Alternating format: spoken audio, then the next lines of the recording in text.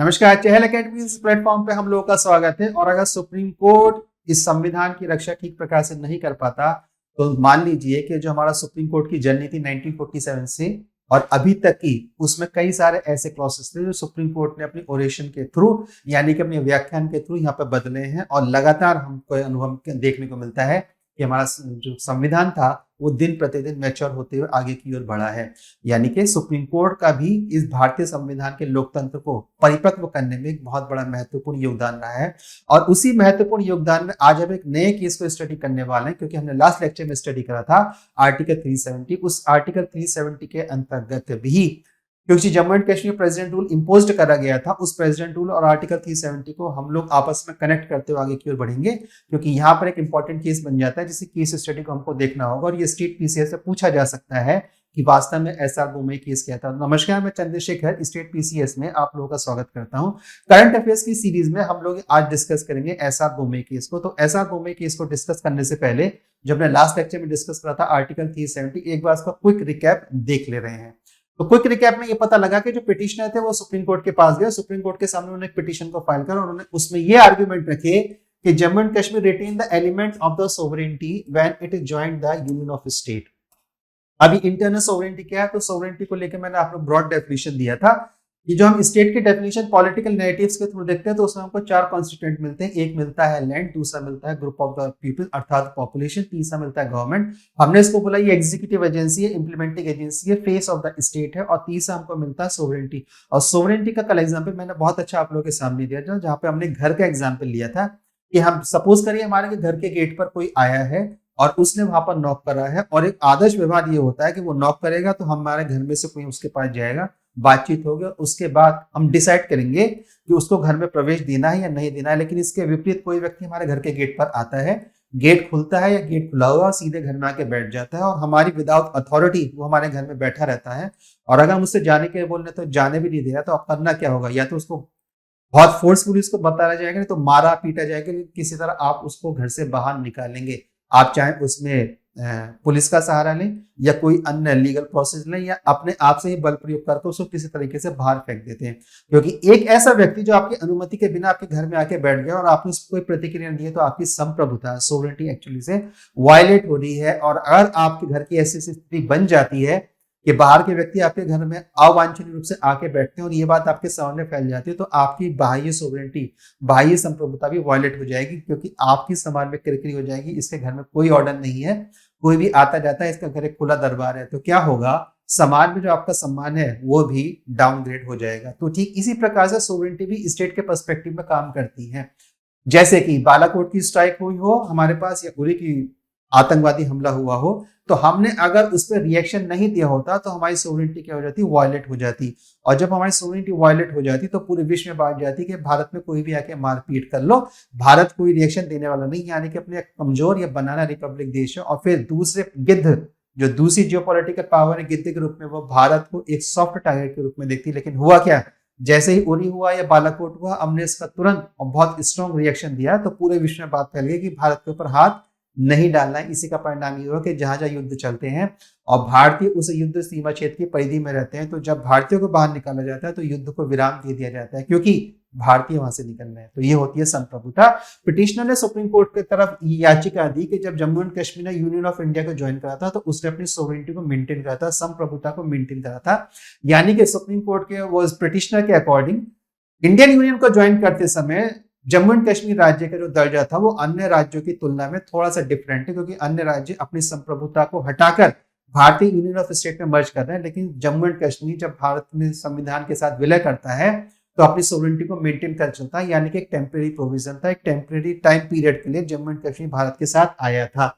This arrangement was distinct from the relationship with the other principal state that merged with the state. और वो ठीक प्रकार से यही कह रहे हैं कि यह अरेंजमेंट, यह जो व्यवस्था थी, वो दूसरे राज्यों के परिप्रेक्ष्य तुलनात्मक रूप से थोड़ी सी जम्मू एंड कश्मीर को लेकर डिफरेंट थी, क्योंकि हम अपनी इंटरनल सोवरेनिटी को मेंटेन कर रहे थे। याचिकाकर्ता कह रहा है कि जम्मू एंड कश्मीर अपनी इंटरनल सोवरेनिटी को मेंटेन कर रहा था।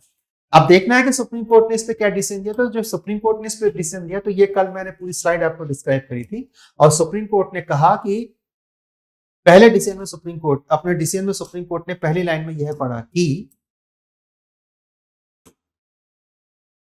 Jammu and Kashmir held no internal sovereignty, Jammu and Kashmir ने अपनी कोई आंतरिक संप्रभुता को उस समय तक बनाए हुए नहीं रखा था after the accession to India, जब वह भारत के साथ मर्ज कर जाता है। The court held that the constitutional provision contradict the argument that the agreement of the merger was necessary for the Jammu and Kashmir to surrender its sovereignty, इसलिए उस agreement of merger को भी सुप्रीम कोर्ट ने नहीं माना। इट नोटेड दैट द युवराज करण सिंह, जो वहां के राजा थे, इशूड द प्रोक्लेमेशन, उन्होंने एक उद्घोषणा जारी करी थी। उस उद्घोषणा के अकॉर्डिंग वो कह रहे हैं कि adopting the Indian constitution on the November 25 1949 it effectively had the effect of the merger likely and any other state. तो राजा करण सिंह ने जो अपनी उद्घोषणा जारी की थी उसके अनुसार सुप्रीम कोर्ट ये कह रहा है कि जम्मू एंड कश्मीर उन्हीं राज्यों के समान भारत के यूनियन ऑफ स्टेट में, भारतीय संघ में समावेशित हुआ था जैसे दूसरे राज्य हुए थे, और इस प्रकार से जम्मू एंड कश्मीर का कोई डिस्टिंक्ट, कोई अलग से स्टेटस या उपाधि हमको देखने को और समझने को नहीं मिलती है। इसलिए जम्मू एंड कश्मीर की भी वही स्थिति है जो अन्य राज्यों की उस समय भारतीय संघ में आने पर थी। अब हुआ क्या था कि हमने अब डिस्कस करा था कि वहां पे जब प्रेसिडेंट रूल का order under the article 370 abrogation के लिए आया था, तो उसी के समय जम्मू एंड कश्मीर को केंद्र शासित प्रदेश में परिवर्तित करा गया था, और वहां पे उस फॉर द टाइम पीरियड वहां पर क्या लगाया गया था, प्रेसिडेंट रूल लगाया गया था। अब इस प्रेसिडेंट रूल को लगाने के परिप्रेक्ष्य में एक इंपॉर्टेंट केस की स्टडी हम लोग के सामने आती है जिसको बोला गया SR बोमई केस, और ये केस अब अपने आप में इंपॉर्टेंट हो जाता है क्योंकि सुप्रीम कोर्ट का वर्डिक्ट आर्टिकल 370 को लेकर आ गया है। तो लास्ट 1 ईयर के करंट अफेयर्स को जब हम स्टडी करते हैं तो एसआर बोमे केस को बहुत डिस्टिंक्टली, बहुत अच्छे तरीके से यहाँ पे पूछा जा सकता है। एसआर बोमे केस रेस्पेक्टेड है आर्टिकल 356 को लेकर, और आर्टिकल 356 जो आता है वो कॉन्स्टिट्यूशन के पार्ट 18 में आता है। आर्टिकल 356 का आता है कॉन्स्टिट्यूशन के पार्ट 18 में आता है, पार्ट 18, और पार्ट 18 हमको पता है जिससे डील करता है उसका नाम है आपातकाल,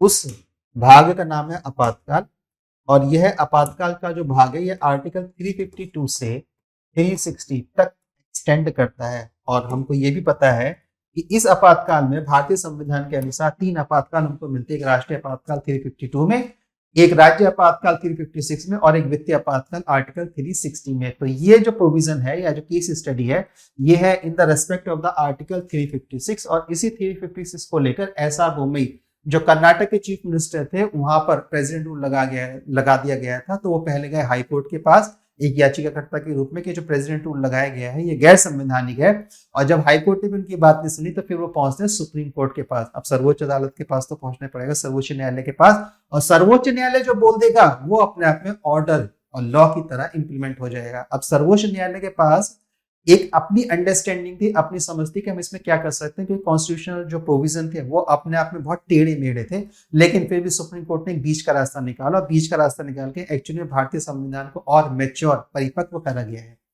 देखिए अम्बेडकर जी ने जब इसके विषय में बात की तो उन्होंने इसको कहा था डेड लेटर, किसको, आर्टिकल 356 को, यानी कि उनका मंतव्य ये था कि आर्टिकल 356 यहाँ पर तो है लेकिन मरणासन स्थिति में रहे तो ही बेटर है। अगर ये फ्रिक्वेंटली बारंबार लगती रही या बारंबार जीवित होती रही तो इससे भारतीय व्यवस्था, भारतीय विधायिका व्यवस्था और भारतीय संविधान अपने आप में थोड़ा थोड़ा क्षीण होता चला जाएगा। हुआ भी एक्चुअली ऐसा ही।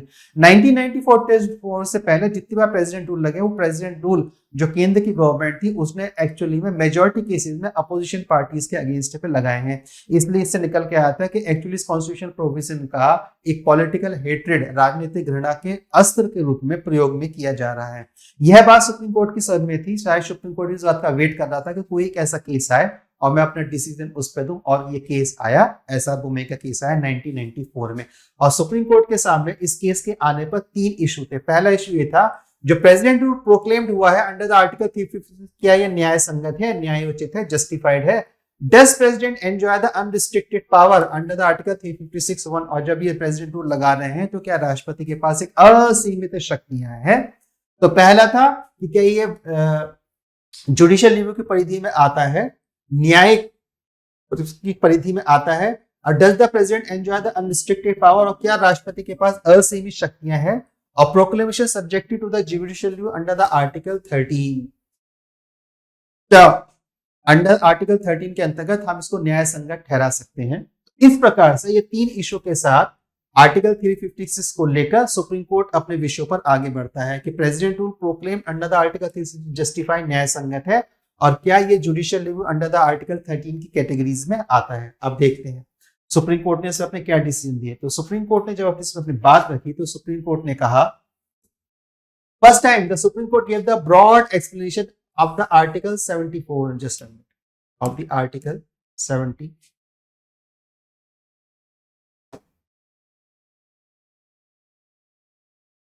देखिए अब आर्टिकल 74 क्या है, तो आर्टिकल 74 में ये है कि there should be council of minister to aid and advise to the president, राष्ट्रपति को विचार विमर्श के लिए अपनी सलाह वो देते रहते हैं। आर्टिकल 74 के क्लॉज 2 के अंतर्गत एक प्रोविजन हमको देखने को मिलता है कि जो भी परामर्श काउंसिल ऑफ मिनिस्टर के द्वारा राष्ट्रपति को दिया गया है उसको जुडिशियल रिव्यू में नहीं रखा जा सकता। Before that court was barred to no reveal the advice of the council of the minister to the president. इस केस के पहले राष्ट्रपति के न्यायपालिका पर ये प्रबंध था, न्यायपालिका पे एक क्लॉज था कि वो उस जो रिकमेंडेशन करी गई है काउंसिल ऑफ मिनिस्टर के द्वारा राष्ट्रपति को, उनको वो जानने का अधिकारी नहीं है। तो सुप्रीम कोर्ट ने अब यहाँ पर एक ब्रॉड एक्सप्लेनेशन देती है। उन्होंने कहा कि ठीक है, हम यह नहीं जान सकते कि काउंसिल ऑफ मिनिस्टर ने राष्ट्रपति को क्या अनुमोदित किया है, क्या उन्होंने उसको रिकमेंडेशन दी है, लेकिन हम ये तो जान सकते हैं कि आपने किस बेस पर वो रिकमेंडेशन कराया है कि इस राज्य में, पर्टिकुलर राज्य में प्रेसिडेंट रूल लगना चाहिए। और इस प्रकार से सुप्रीम कोर्ट ने एक नई डायरेक्शन खोल दी। वो ये कहना है कि हम नहीं जानना, ठीक है, कॉन्स्टिट्यूशन मना भी करता है, तो हम नहीं जानना चाह रहे हैं कि वास्तव में काउंसिल ऑफ मिनिस्टर ने क्या क्या रिकमेंडेशन राष्ट्रपति को करी है, लेकिन हम वो ग्राउंड तो जान सकते हैं, वो मटेरियल तो जान सकते हैं कि जिसके बेस पर रिकमेंडेशन करी गई है। इस बेस को जानने से आप हमको नहीं रोक सकते हैं। तो जब वो बेस को जाना जाएगा तो एक्चुअली पता लग जाएगा कि ग्राउंड क्या बन रहा था।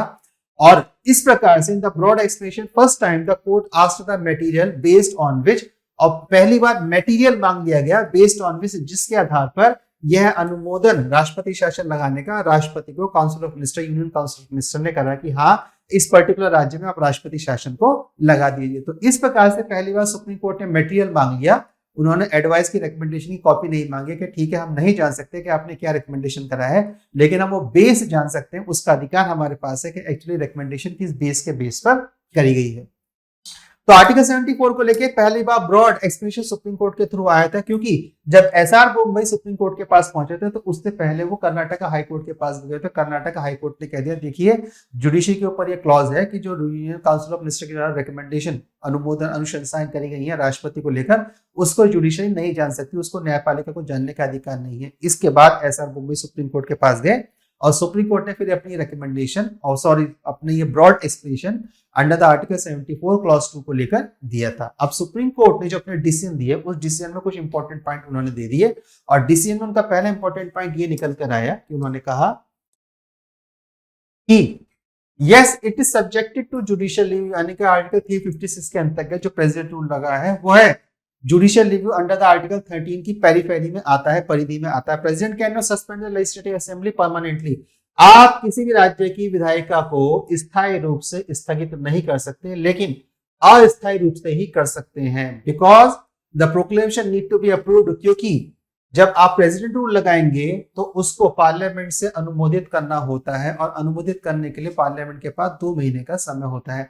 अगर उसने उसको अप्रूव कर दिया तो वो प्रेसिडेंट रूल सस्टेन करता है, और अगर अप्रूव नहीं करा तो वो ऑटोमेटिकली लैप्स कर जाता है। और इस प्रकार से आप इसको परमानेंटली न करके टेम्परेरी ही सस्पेंड करेंगे, पहला प्रोविजन। दूसरा डिसीजन ये निकल कर आता है। तीसरे में कहते हैं कि जब आपको प्रेसिडेंट रूल लगाना है तो उस प्रेसिडेंट रूल को लगाने से पहले आप स्टेट गवर्नमेंट पे वार्निंग इशू करेंगे, और इस वार्निंग में आप उससे कहेंगे कि देखिए, आप सुनिए, आप संविधान के प्रावधानों के अनुसार काम नहीं कर रहे हैं, और अगर आप संविधान के प्रावधानों के अनुसार काम नहीं कर रहे हैं तो इसे संविधान का उल्लंघन माना जाएगा। और यह फिर अपने आप में ग्राउंड बनता है राष्ट्रपति शासन अंडर द आर्टिकल 356 में लगाने का। ये तीसरा डिसीजन आया सुप्रीम कोर्ट का।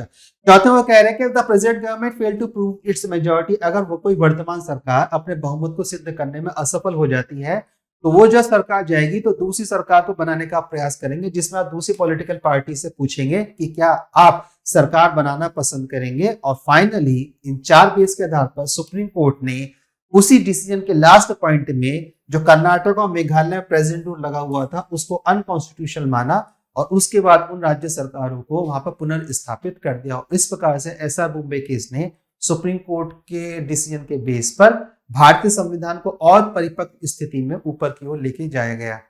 अगर एसआर बोम्बे केस के पहले की पॉलिटिकल हिस्ट्री और बाद की political history in respect of the president rule, राष्ट्रपति शासन के परिप्रेक्ष्य में हम लोग देखते हैं, तो इससे पहले लगभग 100 बार प्रेसिडेंट रूल लग चुका था, लेकिन इसके बाद प्रेसिडेंट रूल लगने की जो घटनाएं थी या जो प्रावधान थे वो लगभग शून्य और नगण्य की तरफ होते चलेंगे। और ऐसे कोई डिसीजन हुए कि जिसमें ऐसा बोम्बे केस पुराना हो गया, बोले अब तो बात भूली चली हुई है, और उत्तराखंड को लेकर भी कुछ ऐसे डिसीजन आया था, तो सुप्रीम कोर्ट ने फिर से उसको रीइंस्टेट कर दिया था।